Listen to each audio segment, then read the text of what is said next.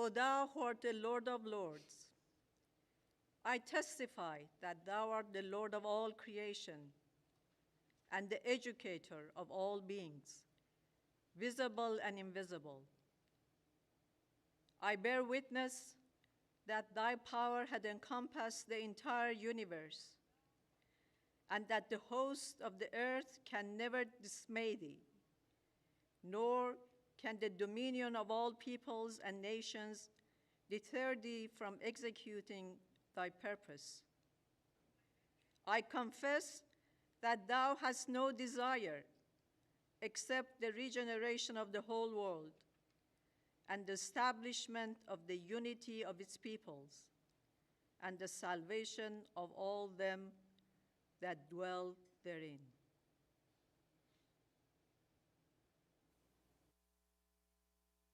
O friend, in the garden of thy heart,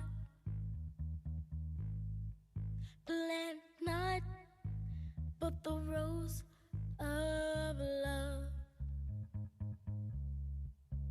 O friend, in the garden of thy heart, plant not but the rose of love.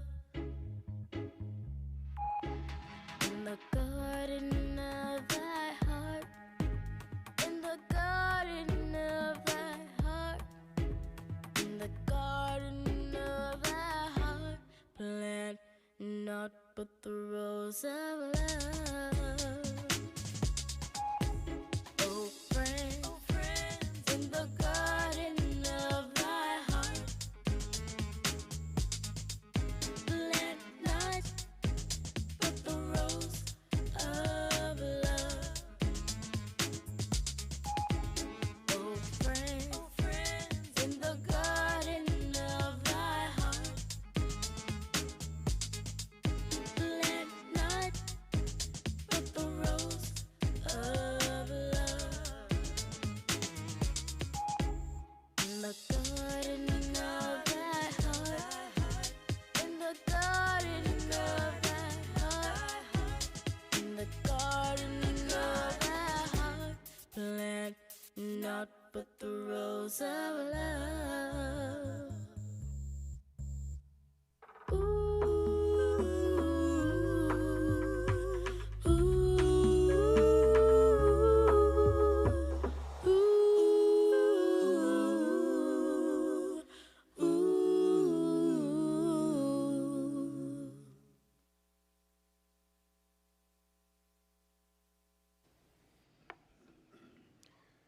Good afternoon, dear friends.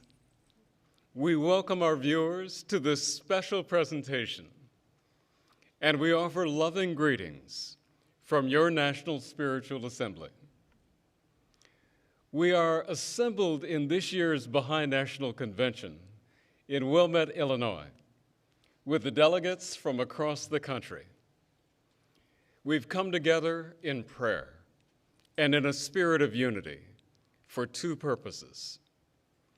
The first is the election of the 9 people who will serve as members of the National Spiritual Assembly for the coming year. The delegates have already cast their ballots, and the results will be announced later today. The convention is taking place in the Baha'i House of Worship for North America, a building dedicated to the worship of God, the oneness of all the peoples of the world, and service to humanity. As with all Baha'i elections, this one too has been free of partisanship, and each delegate has been free to vote according to his or her own private conscience. There have been no nominations, no canvassing and campaigning, no electioneering on anyone's part. Those elected will exercise no personal authority, nor enjoy any special rank or consideration as individuals. Theirs will be the duty to carefully deliberate on the requirements of the times and to do whatever they can to assist the Baha'i community members, together with their many friends, to work for the betterment of society. The second purpose of the convention is to allow the delegates to share their thoughts and concerns and make suggestions to the Assembly, and to consult together about how to build communities that will embody the values of the Baha'i faith. In these discussions, certain issues stand out. This gathering is taking place at a time of increasing turbulence in American society. Americans everywhere wonder how to build a nation that is truly just, free, and peaceful. In spite of all that brings us together as a people, a lot continues to divide us. The members of the Baha'i community are certainly dismayed by these divisions, but we also view the current difficulties here and around the world with an eye of hope. We see them as symptoms of a great historical transition into a new era of humanity's collective history. These times are the culmination of thousands of years of social progress that have taken us from the stages of infancy, childhood, and adolescence into the modern era. We are now moving through this period of adolescence with all the struggle and upheaval that that implies. And together, we need to learn to achieve our collective maturity as a human species, a maturity that is unprecedented in our experience. Whatever turmoil may lie in our immediate future, we feel confident that humanity will not only endure, humanity will prevail. But this will depend on our ability to cast away outdated habits of thought and action, and to learn new ways of being and doing that will allow us to create a society characterized by spiritual and material prosperity for all. This will be a process to which all members of society can contribute. We are all learning together, and we should recognize that while everyone has perspectives to share, nobody holds a monopoly on the truth.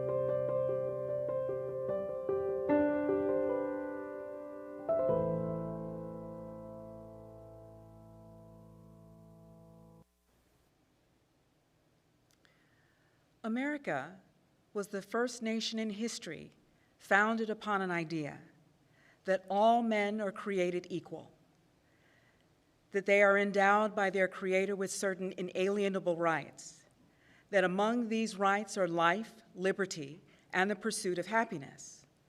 Perhaps those who signed the Declaration of Independence could not fully grasp to what extent these words would ring down through the centuries and embody what came to be known as the American dream. As revolutionary as these sentiments were at the time, few of them would have seriously thought that these words would apply to those who, in that period of history, were not considered as full human beings. If this is the idea of America, then the story of America is of our struggle to live up to this noble goal, to embrace it and apply it to everyone in our society. The words of the Declaration have continued to prod our collective conscience.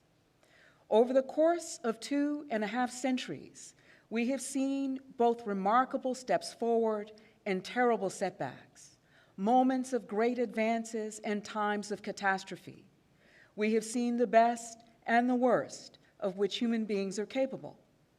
The best included the courage and tireless labor of countless souls moved to champion the cause of justice, the untold acts of devotion and love that sustained the vital bonds of community, family, and friendship, unwavering resilience and strength forged against some of the most grievous oppressions in human history, and acts of heroic sacrifice impelled by a sincere love of country and its highest ideals.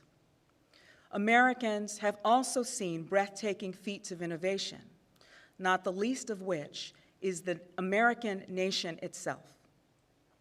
Expressions of remarkable creativity in response to crisis and suffering, the fundamental goodness and decency that characterize the lives of America's people, and an ever hopeful conviction in the possibility of a perfectible union. We are still a long way from fulfilling the dream, and yet the perspective of time shows that there is reason for faith in the potential of this nation to overcome any obstacles.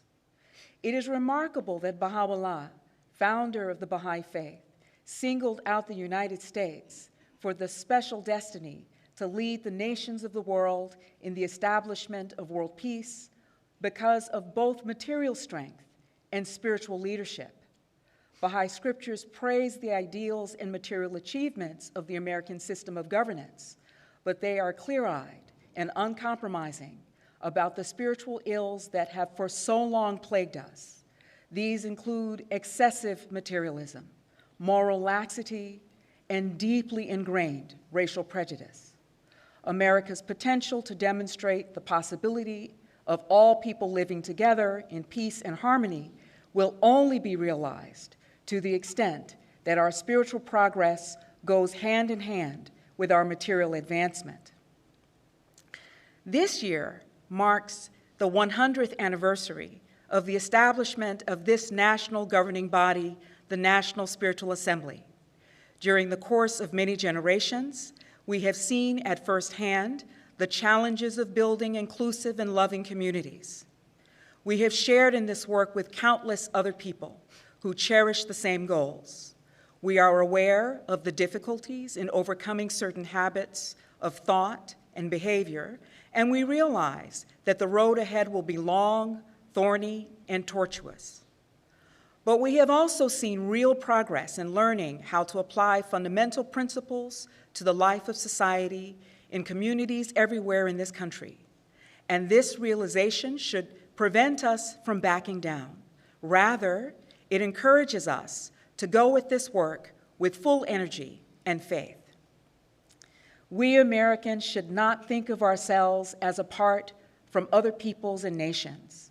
The tribulations now encompassing much of the world are symptoms of humanity's failure to understand and embrace the concept, all my relations. The interrelated threats of climate change, gender discrimination, extreme wealth and poverty, unfair distribution of resources, and the like All stem from this deficiency and can never be resolved if we do not awaken to the spiritual dimension of these challenges and our dependence upon each other. The world has contracted to a neighborhood, and it is important to appreciate that what we do in America impacts not only our own country, but also the entire planet. We should also never forget that the richness of our diversity and our founding ideals of liberty and justice attract the eyes of the world to us. They will be influenced by what we achieve or fail to achieve in this regard. It is not an exaggeration to say that the cause of world peace is linked to the work we must do right here in this country.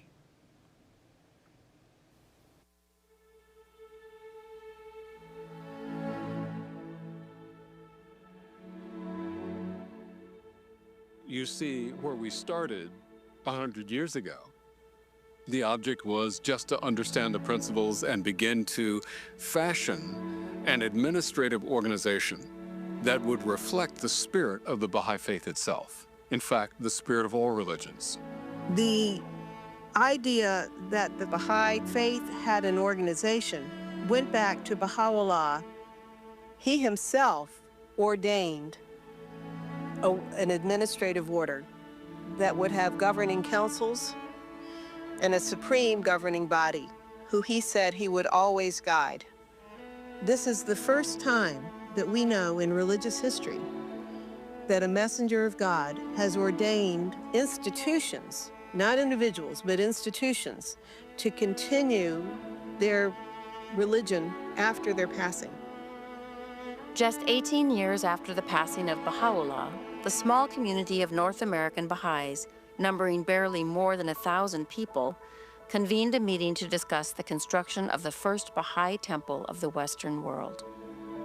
So this very special meeting that really was the seed of what would later become the National Spiritual Assembly of the Baha'is of the United States and Canada was held on the first day of spring, the beginning of the Baha'i New Year, March 21st, 1909.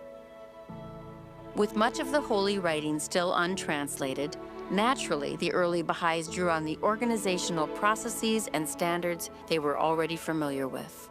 Some of them had some misunderstandings themselves about basic Baha'i teachings. One of the worst was that women could not serve on Baha'i assemblies.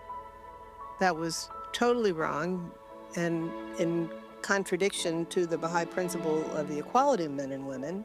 And the vast majority of believers were women. One of those women was Corinne True, who visited Baha'u'llah's son, Abdul Baha, in 1907. She was surprised when he asked her to oversee the building of the temple. Later, 3 men from the Baha'i Temple Unity Committee visited Abdul Baha and asked about the temple. His reply was, "I've given all the instructions to Mrs. True. You must ask her."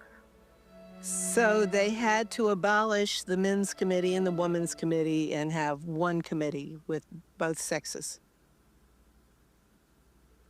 Corinne would see Abdul Baha 5 years later in 1912, when he arrived in the United States and spent 289 days spreading his father's teachings. And in Chicago, he laid the cornerstone for the new house of worship.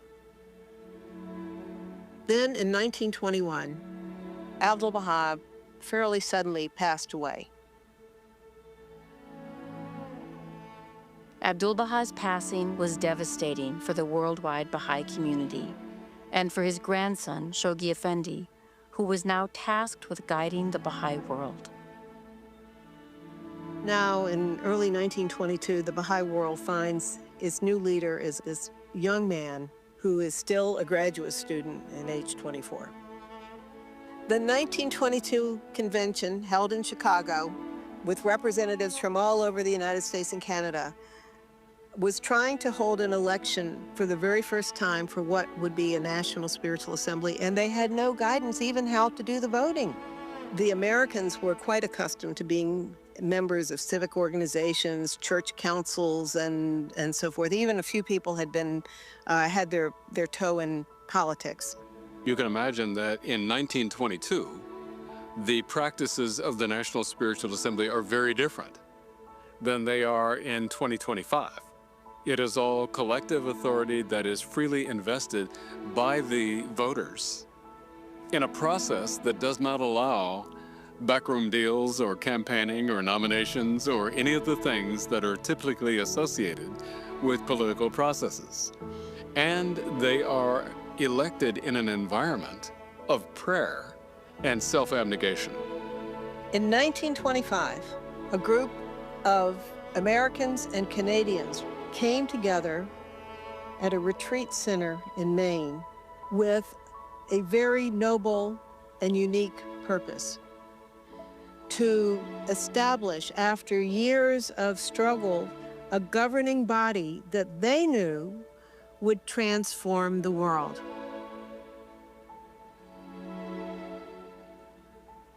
It is absolutely marvelous to look at the photographs, the group photographs of the 1925 convention. It's predominantly women, but it is racially, socially, ethnically diverse.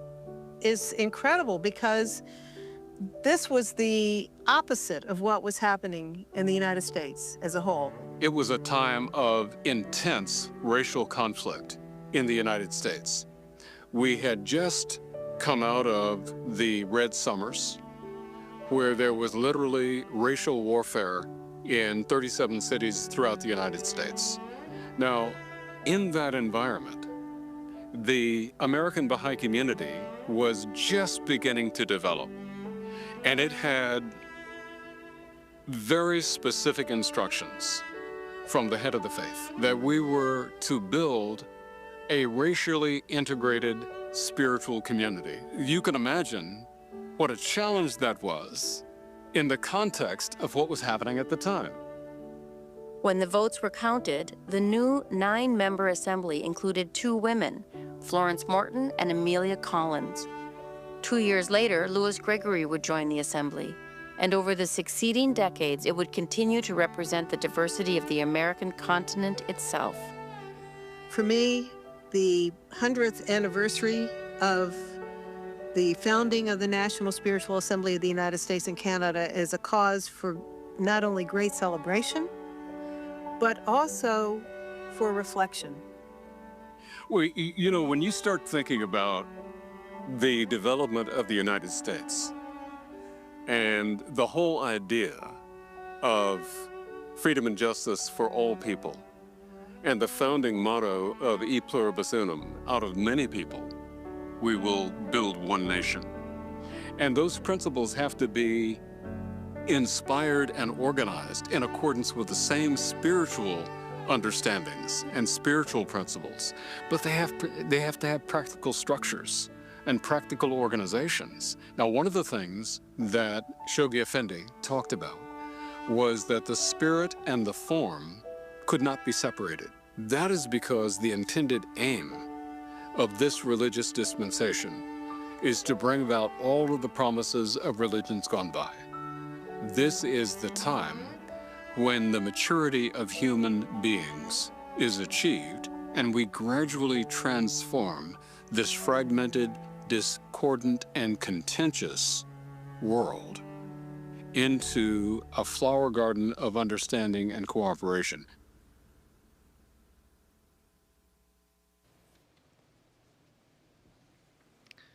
It is essential for us to understand the revolutionary forces now operating in the world, in virtually every sphere of human activity.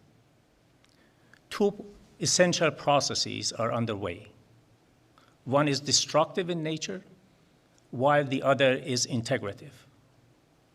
Both processes, each in its own way, serve to lead humanity towards its full maturity. The destructive forces are clear everywhere. Time-honored institutions are increasingly paralyzed and powerless. Leaders at all levels find themselves unable to mend the fractures in society and to heal the despair and apathy now taking hold in many quarters. Even such things as objective truth are being called into question, which leaves us with no shared sense of reality. These forces, although they are devastating, are pointing out the faults in our current ways of thought and behavior, thus helping to clear away the barriers that block our progress. This opens a space for the second process, integration, which draws people together and provides new opportunities for cooperation and collaboration. The world is now deeply concerned, is deeply connected, for example, in the sphere of global commerce and communications, and a sense of our interdependence has emerged. The challenge for all of us is how to align ourselves individually and collectively with the process of integration. We need to work together to create a society that embodies our highest aspirations and ideals. This will help lead to an era of universal peace, which is the view that underlies every endeavor pursued by the Baha'i community. But how can we do this? To work for the common good requires us to recognize guiding spiritual principles that lie at the heart of our reality. The foundation is the recognition that there is a moral order to the universe. This idea has fallen out of fashion in some circles. But if there is no moral order, then every person and interest group works to gain the most for themselves, whatever the cost to others. Other guiding principles exist, but the first and most important is the oneness of humanity. We are all species, one country, one species, one kindred, one family. Prejudices of any kind have no basis in reality. All of us, of whatever background or gender, deserve to be treated with dignity, to participate in the life of society, and to be given the opportunity to develop whatever talents we possess for our own progress and for the advancement of civilization. So June of 2022, there was like this camp, and it was sent out for like Florida, Georgia, Mississippi, Alabama, South Carolina. It was a 12-day camp. It was the first that we ever had that was that big. And over those 12 days, about 130 or near 150 youth were able to participate. So at first in the camps, people were kind of in their geographic regions, which also meant like racial like groupings. And it was kind of becoming noticeable. You know, it's natural for people to be with their friends, but I think when we were noticing that it was also along like racial lines, at first we were like, it's a Baha'i camp, so we're trying to figure out how can we apply Baha'u'llah's revelation even to like our social spaces when we're eating dinner or like who we're doing our arts with. By really the third day, the tutors came together to reflect, and we're like, what can we do to address this? It was very obvious. And we really took some special initiatives. So we reflected really on the story about Louis Gregory and how can we really think about giving the seat of honor to the Black youth who are coming. And that I think that really inspired all of the tutors to really think about, it was a really shift in thinking. The tutors were like, okay, we need to really shift our own thinking as well. And then what conversation can we have with our participants in our study circles? And I think that by the middle of the camp, more and more people were starting to like branch out and be with people from different backgrounds, different localities. And I think a big part of it too was like our outings. I think in the middle of the week we got to go to the Civil Rights Center. And on that trip, a lot of people were kind of like mingling and like walking in groups with like different people that they hadn't really interacted much with. Just started branching out by that time with the support of like the tutors being like kind of encouraging people to like branch out, talk to new people, thinking about the implications of a space that's segregated by race, and thinking about how that wasn't necessarily the culture we were trying to build.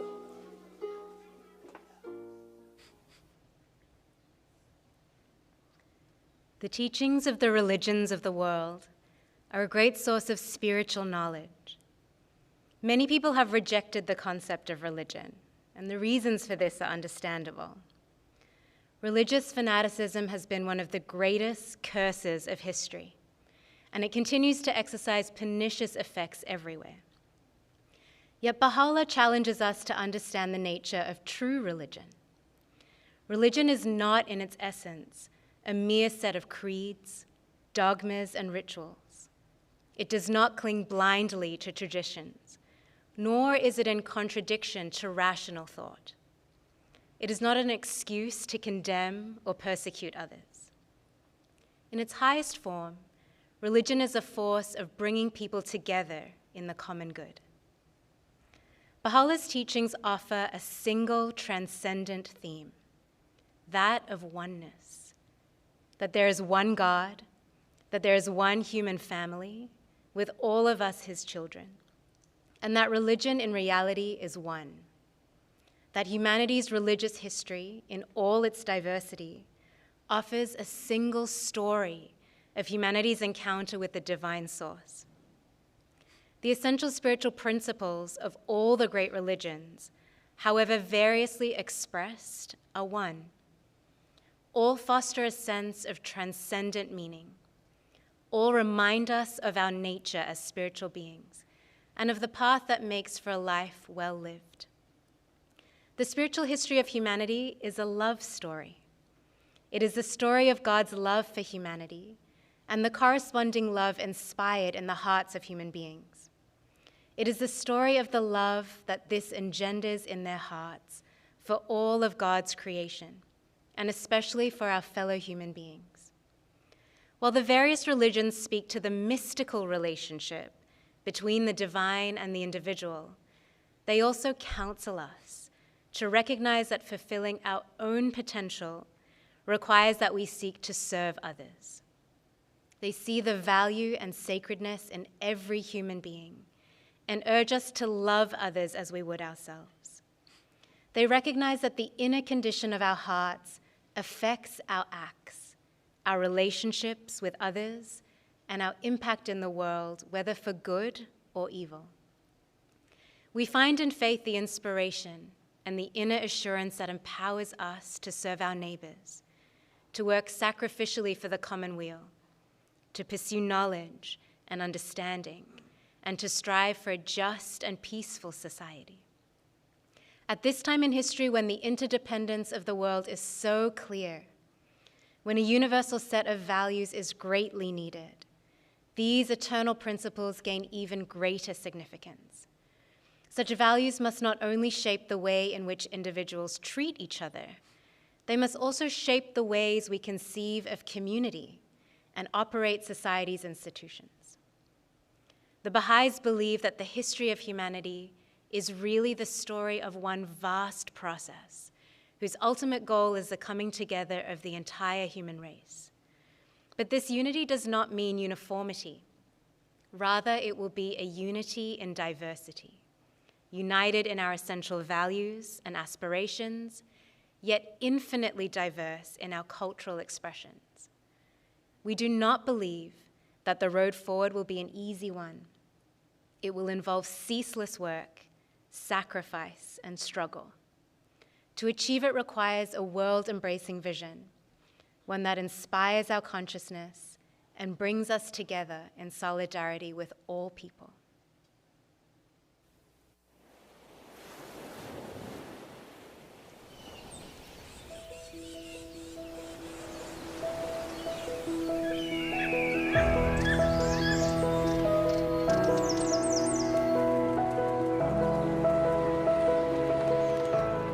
The longest story in our history is the relationship between humanity and God.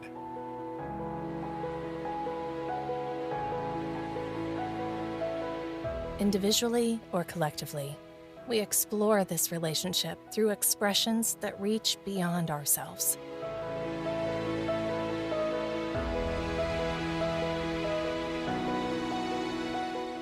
Though our practices may differ, it has always been one continuous story.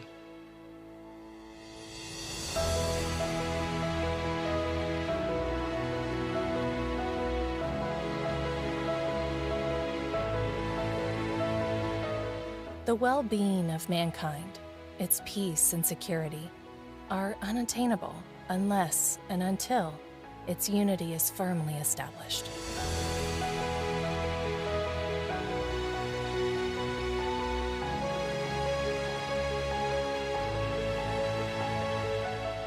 If one part suffers, every part suffers with it. If one part is honored, every part rejoices with it.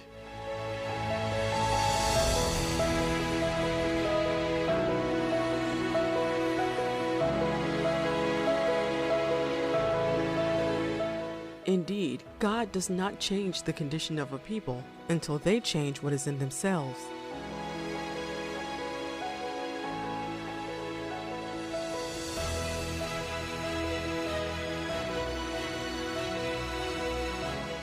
How good and pleasant it is when brothers live together in unity.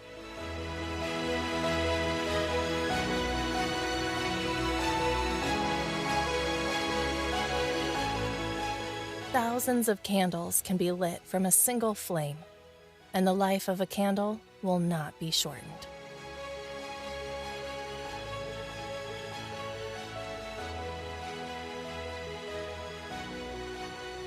A true yogi observes me in all beings and also sees every being in me.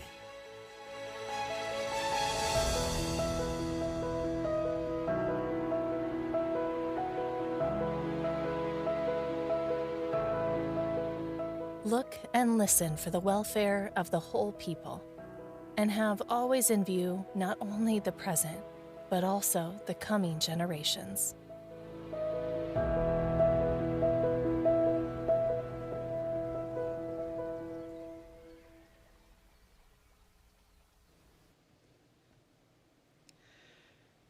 It is time to remember who we Americans aspire to be as a people.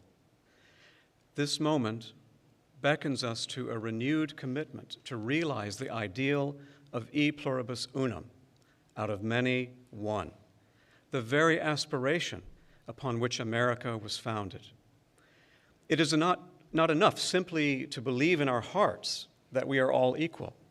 This awareness creates the moral imperative to act and to view all aspects of our personal, social, and institutional lives through the lens of justice. It implies social innovations more profound than anything we have yet achieved, and it requires the participation of Americans of every race, creed, and background, for only through such inclusive participation can we achieve unity. It is one thing to protest the injustices as they arise, but it is a far more profound challenge to create an effective framework for justice. Our efforts can only succeed when we learn to build relationships with each other based on sincere friendship, regard, and trust, which in turn can illuminate our institutions and communities. An essential element of the process will be honest and truthful discourse about the road we have taken to where we are now. We must, for example, build the capacity to truly hear and acknowledge the voices of those who have directly suffered from the effects of racial prejudice. It is critical to understand our present reality and how we got here so that we can move forward. This capacity should manifest itself in our schools, the media, and other civic arenas, as well as in our work and personal relations. This should not end with words, but lead to meaningful, constructive action. Significant efforts are already underway to learn how to create models of unity in neighborhoods and communities throughout the nation. Baha'is have been persistently engaged in such efforts for decades. Again, the aim is not unity in sameness, it is unity in diversity, recognizing that everyone has a part to play in contributing to the betterment of society, and that true prosperity, material and spiritual, will be available to us all to the degree that we live up to this standard of inclusiveness. We should discover what helps to make a difference and why. We should share this learning throughout the country as a means of inspiring and assisting the work of others. There is nothing more persuasive than the force of example. Fundamental changes in social attitude will be achieved if men and women of goodwill can see others attempting successfully to give these ideals practical expression in individual and community life.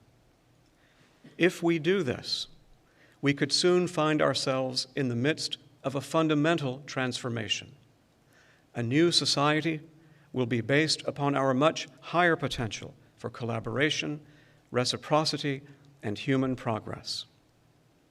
We all understand how members of a healthy family depend upon each other and provide mutual support in relationships built on trust. This is no less true for a healthy community and for an entire nation. Let us not lose this opportunity. Will we commit to the process of forming a more perfect union? Will we be guided by the better angels of our nature to choose the course of wisdom, of courage, and of unity? Can we become the beloved community that includes and uplifts all? Will we choose to truly become that city upon a hill to serve as an inspiration to all humanity?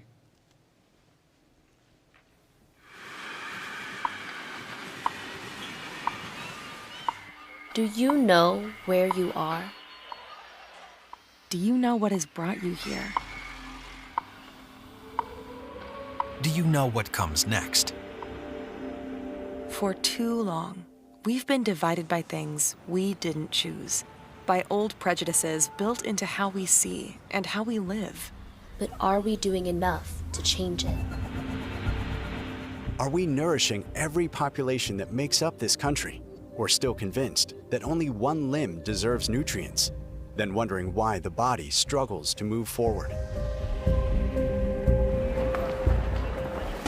Racism is a profound deviation from the standard of true morality. It deprives a portion of humanity of the opportunity to cultivate and express the full range of their capability and to live a meaningful and flourishing life while blighting the progress of the rest of humankind. It cannot be rooted out by contest and conflict. It must be supplanted by the establishment of just relationships among individuals, communities, and institutions of society that will uplift all and will not designate anyone as other. The change required is not merely social and economic, but above all, moral and spiritual.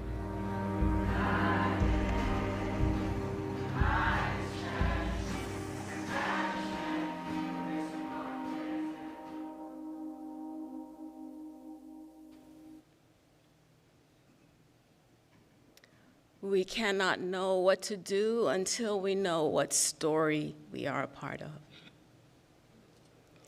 If we accept that there is an arc to human history, a goal, then the question is where we go from here and how we get there.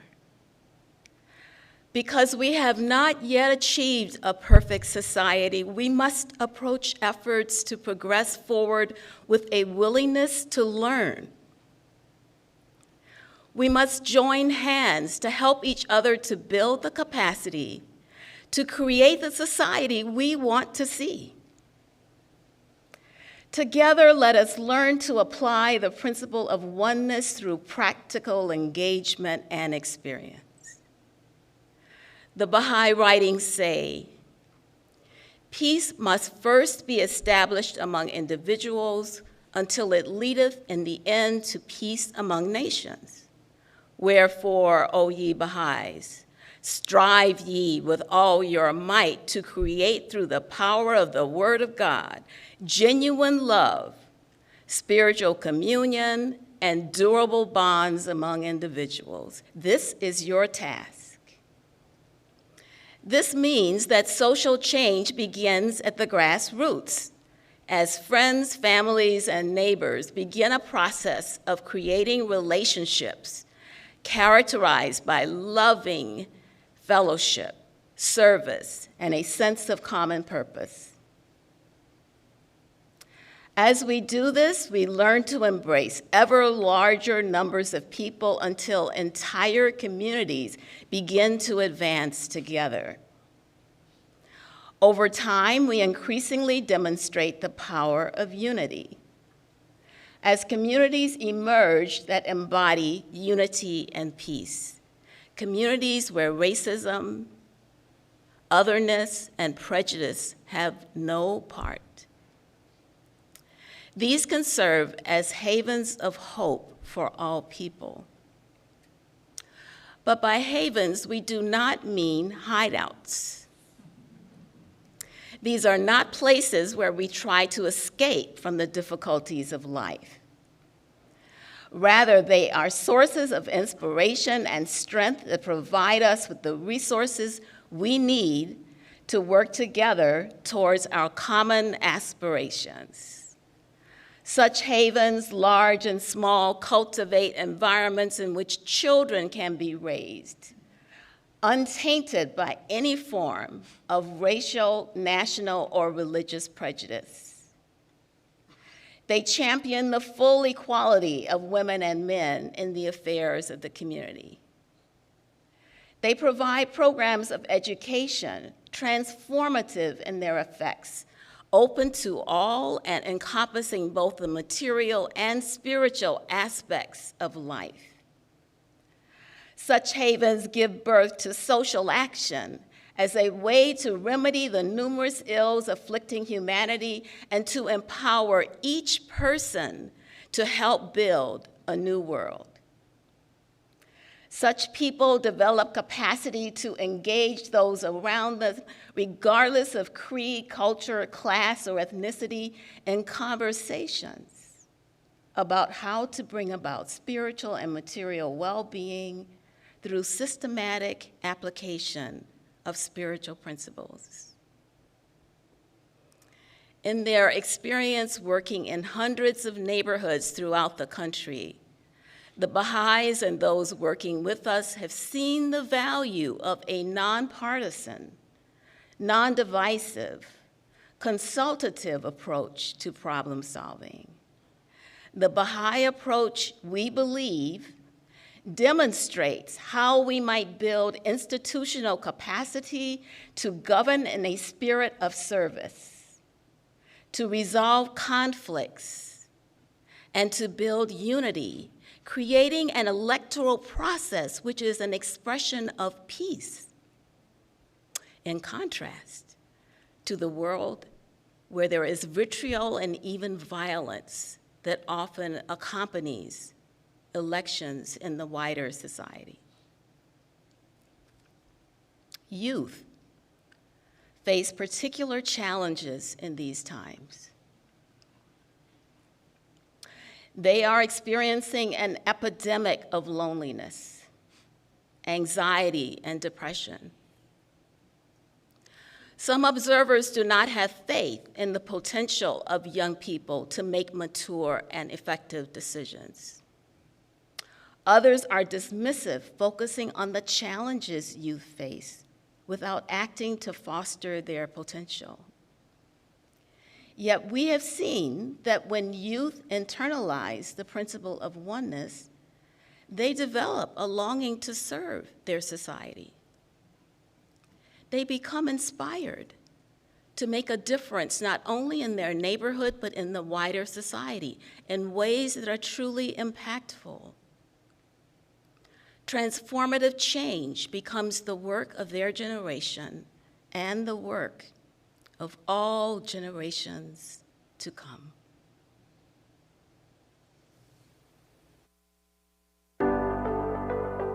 And indeed, when youth rise to meet this calling, their impact is unmistakable. Across the country, young people are embracing their role as builders of a new society. In families, neighborhoods, classrooms, community centers, and even on national stages, their contributions are gaining momentum. In the Baha'i faith, youth are not only seen as leaders of tomorrow, but as protagonists of change today. through meaningful conversations, service projects, and a growing network of friendships rooted in spiritual principles. They are actively engaged in building a more unified and just society.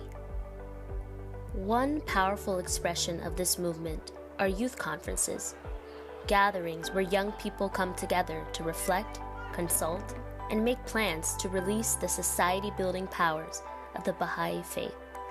I decided to come to the youth conference because I wanted to meet new people, and especially people my age. And I already know amazing, wonderful people from the past times that I've come to big gatherings like these ones. And it is a conference with the hope of increasing capacity to engage in meaningful conversations. During the conference, we've really talked about the power that youth have in this day and age, about how our unique gifts are helping us bring humanity forward. At the youth conference, we've been learning about Baha'u'llah's vision for humanity and youth's essential role in bettering our communities, and what capacities do youth need to build in order to actually effectively serve their communities. So it's been really interesting hearing all the participants' input and hearing about their personal experience about, okay, I see this need in my community and I want to address it in this way.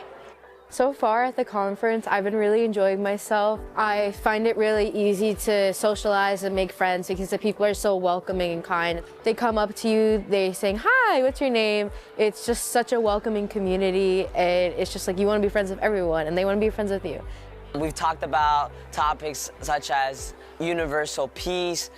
We've talked about how can we as youth empower other youth to strive for building a better community, more positive community, a community based on principles like truthfulness, based on principles like love. And it's been so great to be able to pick each other's brains and get to talk so much about how we can build better communities. Really impressed by the sheer energy that I feel people are bringing across many different paths of lives and backgrounds. I think on planning, we all had this deep desire to anyone who wanted to walk through the door would be able to walk through and feel a safe space. And so there was all these tiny little logistical things we had to think about, name tags and foods and dietary restrictions, location, how can people travel, and how can we actually create a vibrant community that we're studying about in this environment? And now seeing it all come to life and seeing all the youth smiles and laughter and singing songs with them, it made all the consultation that went into planning the conference feel so rich, and it was so exciting to see the results of it. So I was really happy that people seemed to be happy about the conference. I had no expectations. I only know one fellow member who seemed very engaging, and when he said, "Do you want to go to a conference?" I was very open to see people similar, like-minded as him. So I had the impression of meeting people that were engaged, kind, welcoming, but also willing to learn. I think other religions, they talk about this is what we're doing as a religion, this is what we're reading, but you don't have them go into different smaller groups and talk about what is the gap that we're looking to fill from your knowledge, what is the gap between another person looking to fill in their knowledge, and how do we come together. So I think as a non-Baha'i, so that was something new and surprising for me to see today. Here I'm learning about, right now we're talking about unity and stuff, and we're actually working on a project right now. How you can start off as a seed and then it grows into a lot of these human virtues, and then that tree, an apple, the seeds drop, and then those seeds are new people. When you share the ideas, you plant a new seed and that person grows and they drop a seed and it keeps going. So far, what we've been learning about in my group specifically is the difference between a material life and society, and then a life with material and spiritual. Let your heart burn with loving kindness for all who may cross your path. We just painted that one, and I was thinking about that one all day, because I was like, oh, it's just such a sweet quote to be just be have as much love as possible for everybody around you. I think youth can change the world, and we have such a big responsibility and such a big role, but also we come at it with so much energy that it's almost like nothing can stop us as youth.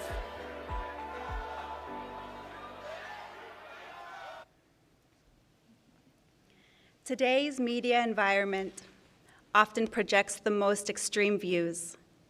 These voices play upon our fears and insecurities to capture our attention and enlist us in support of this or that cause. This inevitably is presented as good versus evil, those who believe in higher values against those who seek to destroy our way of life. But we should not allow this tactic to blind us to the essential goodness of the people in this country. Most of us sincerely want the right things for ourselves and for everyone. We should not fall into the trap of thinking of some groups as our allies and others as our enemies. Rather, we need to meet everyone on the grounds of good faith and of confidence in our ability to find common cause as we work together to build a brighter future. These same negative forces can create, if we are not careful, a sense of impotence and helplessness in the face of staggering challenges. But we must not forget the irresistible power of truth, of love, and of unity to create the world anew. Together, let us work toward the prosperity of all, recognizing that the welfare of each of us is tied to the welfare of all of us.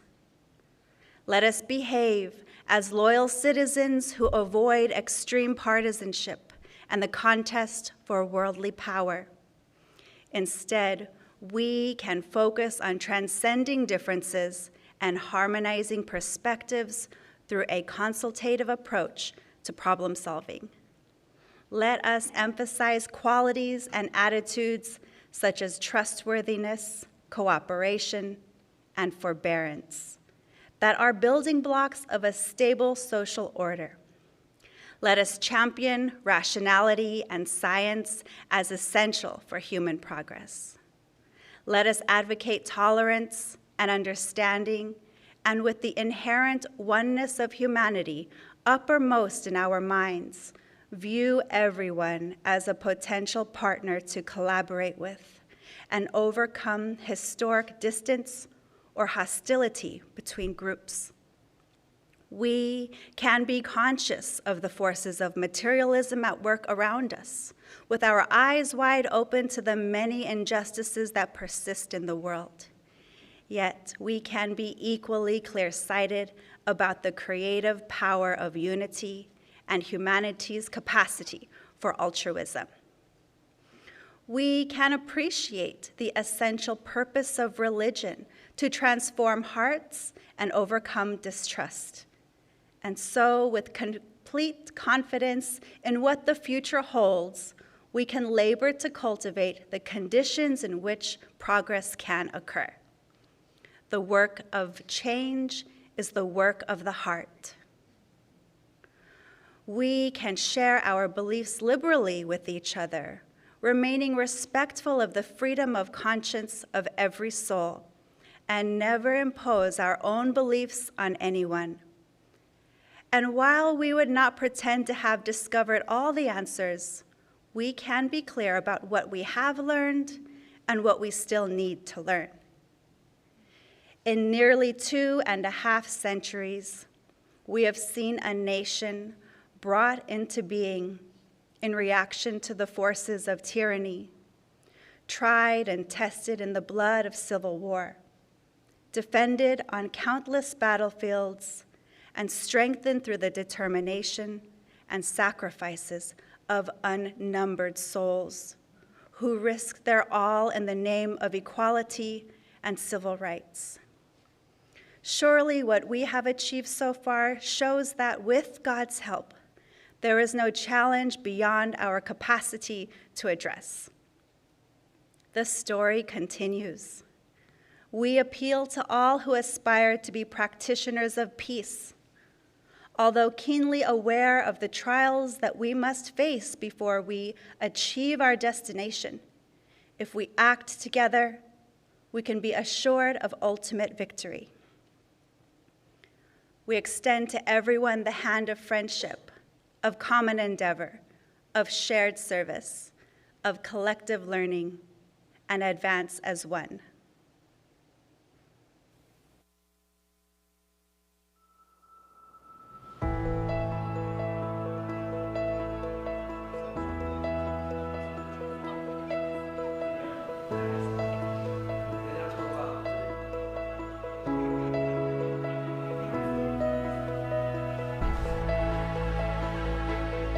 Ultimately, the power to transform the world is affected by love. Love originating from the relationship with the divine. Love ablaze among members of a community. Love extended without restriction to every human being. This divine love, ignited by the Word of God, is disseminated by enkindled souls through intimate conversations that create new susceptibilities in human hearts, open minds to moral persuasion, and loosen the hold of biased norms and social systems so that they can gradually take on a new form, in keeping with the requirements of humanity's age of maturity. You are channels for this divine love. Let it flow through you to all who cross your path. Infuse it into every neighborhood and social space in which you move, to build capacity to canalize the society-building power of Baha'u'llah's revelation. There can be no rest until the destined outcome is achieved.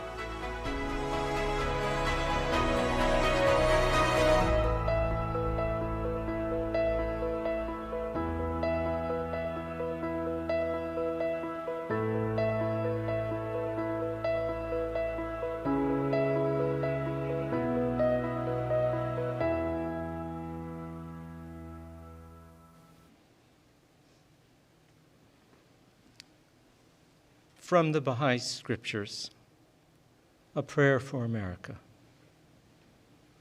Let us pray. O thou kind Lord,